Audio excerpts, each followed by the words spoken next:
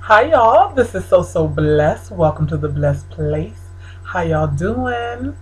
I was sitting here thinking about you guys and wanted to come on camera and just say something and didn't know what to talk about. But then I started going in my subscription box and watching some of the people I subscribe to. And one of the videos just really prompted me to make this video. And the video was by Vivacious J. I don't know if you're watching this, Jay, but hello.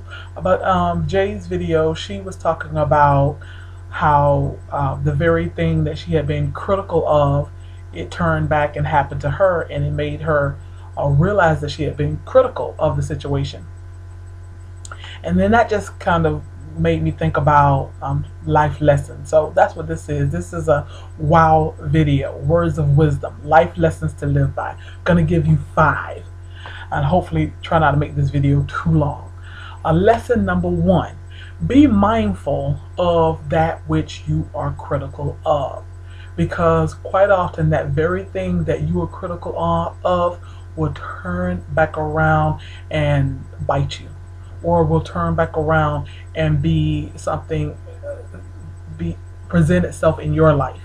And I'll give you just a very small example. I was one who, this was a long time ago, but I was very critical in my mind. I never said anything verbally to anyone, but in my mind and physically, I probably rolled my eyes at people who always had a headache. You ever see these people who always got a migraine, always got a headache, always complaining about their head hurts? And when people would say that, I would just I'm so sick of her always having a headache. I'm so sick of him always having a headache. Oh my God, another migraine. Or even at work, people would call out sick because of a migraine. And I'd just be like, oh yeah, right, another migraine. You guys, after years and years and years of thinking this way, one day, and this was so long ago, because I remember I wasn't even living in this house. I was living in an apartment. So that had to be at least about 16 years ago. But one day, I leave my house and I'm walking to my car in the parking lot. And on my way to the car, I left the apartment totally fine. I get outside. I don't know what happened, but a migraine hit me so bad. I never experienced. I'm one that was my first and last and only migraine I ever had in life. And other than that, I only had maybe a handful of headaches. I walk out and a migraine or something, I don't know what it was, I call it a migraine, hit me so bad that I could not even see. All I saw was just lines. I was trying to fiddle my way. I was almost to my car, and I fiddled my way to my car, and I got in, and I was like, I can't make it. So I found my way back to my apartment and laid down. And I remember I slept it off and woke up, felt better. I don't know what that was. I say maybe God was protecting me from something on the dangerous highways.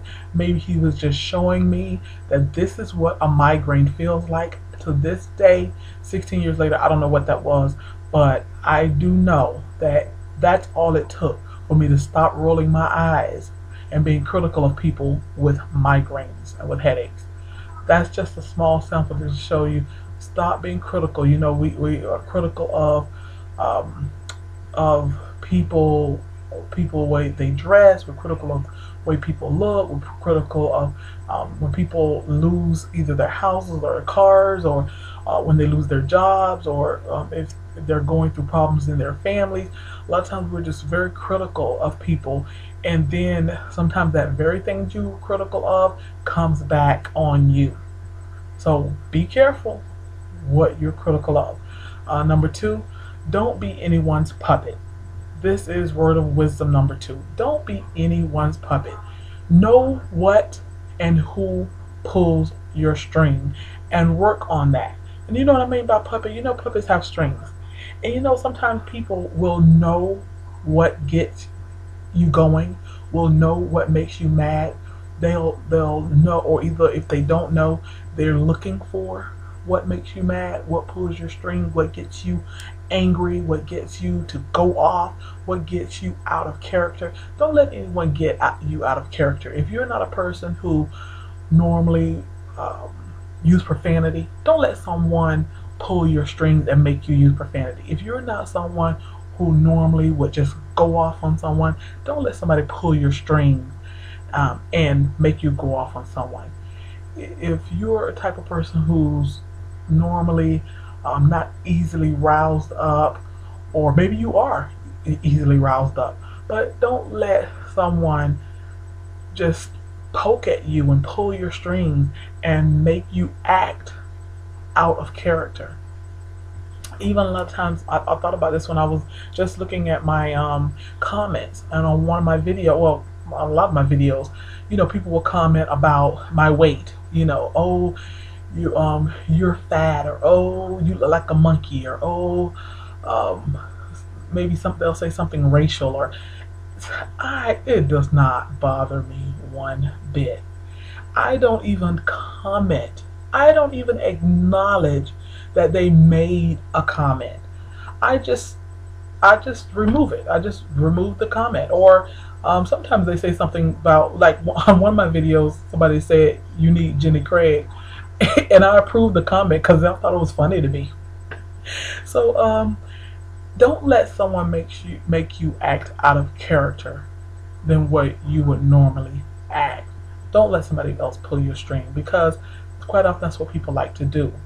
And you're just falling right into, you're just putty. You're just putty in their hands when you allow someone to poke fun at you, or bully you, or make you act like you normally wouldn't act. Okay, I guess we beat that horse to death. Okay, so let's number 3. Be kind to everyone, especially to those who need it most. A lot of times people just need a word of kindness. Sometimes people just need a smile. Sometimes people just need a compliment. Sometimes people just need an encouraging word. Sometimes people just need, you can give them a physical, a tangible gift, like paying for someone's lunch, or paying for someone's gas, or handing someone $5 or $10. Or, I mean, I know we're all struggling this day and age, but I know a lot of us ain't stopped eating. It ain't stopped us from eating. So maybe take a few dollars of that lunch money and share it with someone else. Be kind to everyone, but don't just be kind to those who you think you can get something from. Don't just be kind to the boss. Don't just be kind to those who have. In this world, if you have, you get more. And those who don't have rarely get anything. Well, find some people who don't have, and some people who you are not expecting to reciprocate, and bless them. Be kind to everyone. Kindness has a way of coming back around to you. Kindness is not only just a blessing to be kind. The blessing is not just for you, but the blessing is for your seed, your offspring, your children, your grandchildren, your great-grandchildren, and even your children are far off, even your family, your friends. People can be blessed just by your kindness, especially your children. I truly believe my daughter is really blessed because of my kindness that I've given to other people.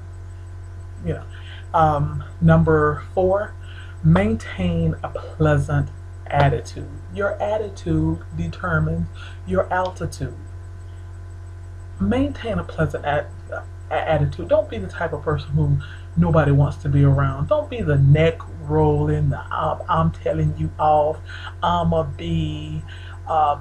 Don't be that type of person. There's nothing good in that. There's nothing attractive in that. There's nothing that you're going to be blessed by in that. Maintain a pleasant attitude, because that can open up so many doors for you. Let me just give you just a little example. There was a young man at a job that I know of. Wasn't at my job, but a job that I know of, and he was going through training, and he just wasn't cutting it in training.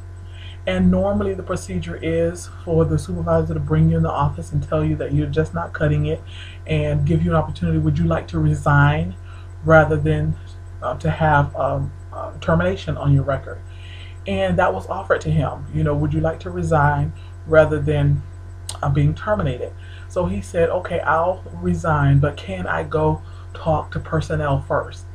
He went and talked to personnel, And this personnel person is one of those hard-nosed, strict, personnel people who, in human resources, like, well, if you're not cutting it, you're gone. Put in your letter.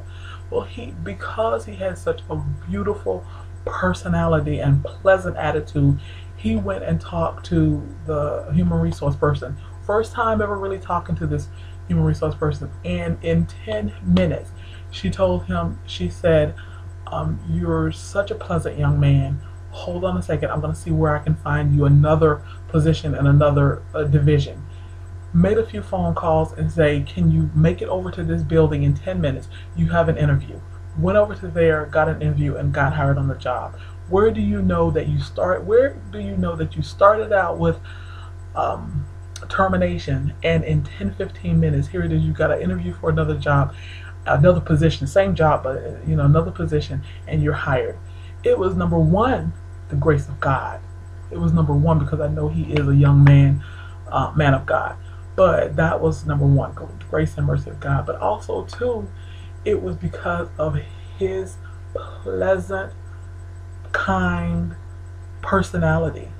Your personality and your character determines, in your attitude, it determines your altitude. I cannot say that enough, because some people have the stinkiest attitude, and then they want to know why they're not moving forward in life, and why they're not moving forward in their career, why they've been passed over. It's amazing to me when people are mystified as to why they're not moving ahead. They're totally mystified as to, why do I keep applying for this position but someone else keep getting it, and then they want to cry favoritism, but it is your unpleasant, stinky attitude. So keep a pleasant attitude. That opens all kinds of doors for you. I was a little what's the word? I don't say shy. I don't know. I guess uncomfortable. I don't know. My supervisor was talking to some of the other girls that I work with, and she was saying, "Isn't Deidre so pleasant to work with? Isn't she awesome? Isn't she?" I mean, I felt a little uncomfortable, but it did feel good. It felt good that she recognized, my personality, and they were in agreement. I don't know if they really were in agreement. I think they were in agreement, but hey, who's going to tell the boss, no, we don't like her? But I always try to maintain a pleasant attitude. I don't try. I do, because it's just a natural part of my personality, so I don't have to try. But yeah, let's go on to number 5. Number 5 is doing the more excellent thing. Do the more excellent thing. What I mean by that is, act in private as if you were on stage and the whole world was watching. Act in private as if a YouTube video was being shot of you 24/7. Yo, when I turn off this camera, I'm the same. I'm the same person off this camera as I am on this camera, except for the fact that off camera I don't talk as much. Now that's an odd thing. I talk a lot on camera. Like, this video wasn't supposed to be about 15 minutes. It's supposed to be about 5. But off camera I don't talk as much. I'm more quiet, introverted, off camera. But I'm the same person, and I'm not, what I do in private, in my own home, what I do at work, what I do when I'm by myself, is the same, because I want to do the more excellent thing. And I've always tried to raise my daughter to do the more excellent thing. When nobody's looking, always act as if someone is looking, because I know that God is always looking, and I want him to smile on me, because I truly need his grace and mercy. So I'm trying to make deposits into my account, because I know I need some withdrawals, and I'm probably overdrawn. Okay, so hopefully I can keep this under 15 minutes. I just want to give you some wow words of wisdom, lessons, life lessons to live by. I hope this has blessed someone. Y'all be blessed. I love y'all.